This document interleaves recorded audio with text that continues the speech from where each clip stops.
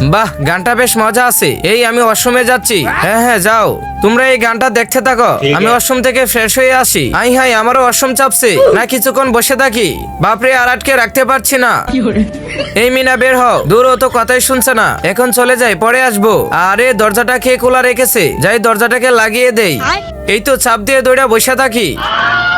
মাগো, আর পারছি না। এই মিনা বের হও না। হাইরে আমার কপাল, দাঁড়াও আসতেছি।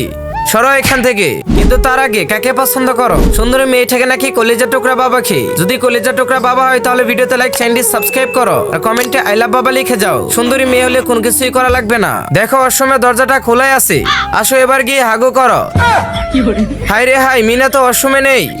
তাহলে তোমার আম্মু কোথায় গেল? শুনো তাহলে বাবা, আমি বলছি। মা ওয়াশরুম থেকে বের হয়ে সোজা ব্যালকনিতে যায়।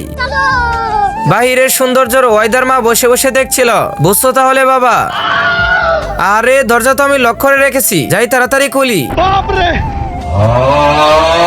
আমি চলে যাই, আমার ওয়াশরুম চেপেছে।